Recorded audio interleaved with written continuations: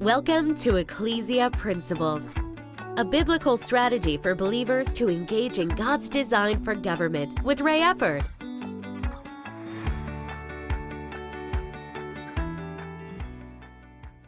Hello, glad you could join us again today. We're going to continue talking about the balance between self-government and centralization. Because as I've stated, there's a lot of things that we're dealing with in our culture today that really has to do with that balance being out of whack.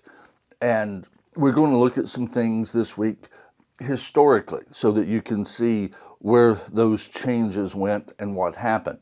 And with this, the problem with all of it comes back to man being in a fallen condition.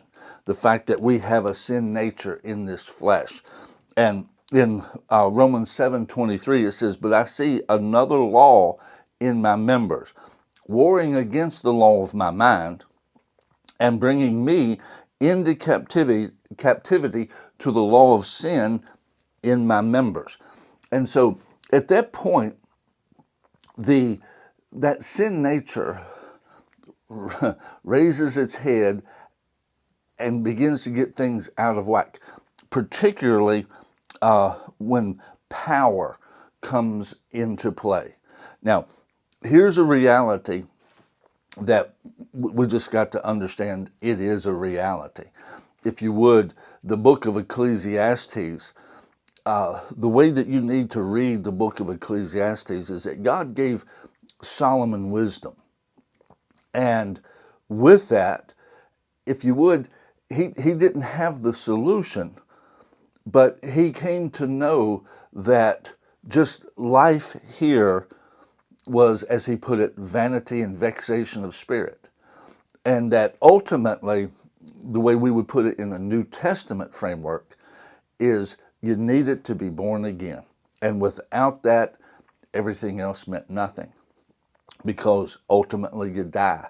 And there had to be more than this. And so with that vanity and vexation of spirit, and he talks about in Ecclesiastes, the dynamics within a culture of what happens. And here's the thing. Power attracts money. Power attracts money. Money attracts power. Those two very frequently go hand in hand. Whether it's good or bad, it is the reality. It's just like if I took this phone and I let it go, it's going to drop. That is the dynamics. Power attracts money. Money attracts power. Those two are tied together almost inseparably. Now, here's the thing, and this again is why there has to be balance. When centralization takes place, that's usually done for production and efficiency, which in that case, when you increase the production and you increase efficiency, then profit margins increase. And that's why the assembly line was created, was to be able to do a better job, more economical. And with that, those that are able to do that, much as we talked about last week, the box stores versus the mom and pops, when they're able to drive the economics, then it kind of dries up the other side. Now, with this, where I want to go today is corporations and unions. Corporations and unions. Because historically, where we're at today is not where we've always been.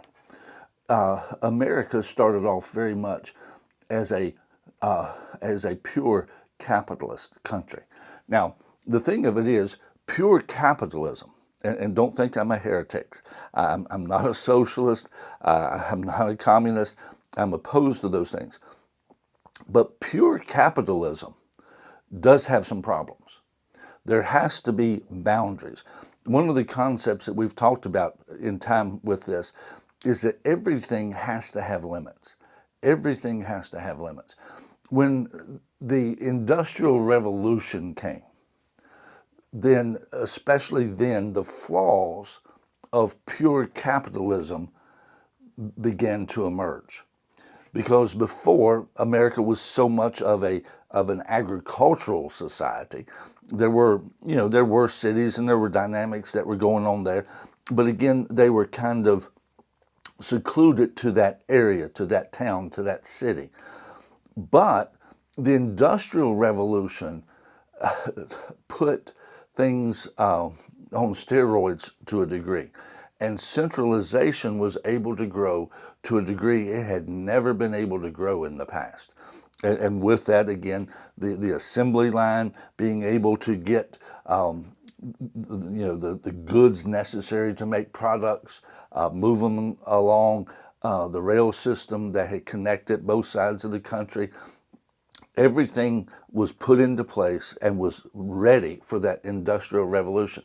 Now, what happened is that the owners of a lot of the corporations, basically, they had the jobs, and the people worked for little of nothing.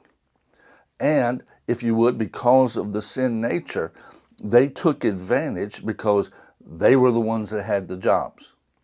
And you didn't want to lose that. And so there was such leverage that because of the abuses, how long they would have to work, how little they would make while they were working that long, those dynamics gave rise to unions. It gave rise to unions because in this situation of, quote, pure capitalism, it got out of balance. The centralization had such power that, as one person said, hey, just stack them up like cordwood, run them through, wear them out, and hire another one. And that's largely the way things were going. There was no recognition, no honor to self-government. What about the people's lives? Well, no, we just got to create the production, and that's all they're for. And with that, now what has happened, the unions came into existence and were very much fought at that time. Now it's almost like we have a balance the other way. Centralization, both sides have centralization now, but now many of the unions are almost too powerful. They have centralized so much that now the individuals within those unions or within that industry have very little say. Their self-government is gone. If they don't want to be a part of it there, it's mandatory for them in certain places and certain states and so forth. And the businesses, to a degree, are almost held hostage to them at that point. And so it's like things have shifted. The bottom line is there needs to be a balance. But see, it doesn't matter, excuse me, which side this is on. The sin nature is what drives the excesses. Where, again, before, it was the corporations, working people, 12-hour days, giving them little to nothing under horrible conditions. And so that gave birth to the unions to counterbalance that centralization. Well, now, in many cases, as I just said, the unions are on the side of centralization, and the people that don't agree with everything that the union is doing, then they're down here and they have little to no voice. And very often that includes the companies that the unions are in. They not in every case, but so much of it.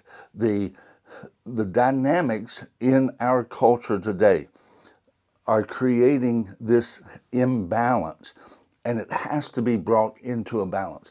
Again, excuse me, the only counterbalance to centralization is self-government, empowering the individual.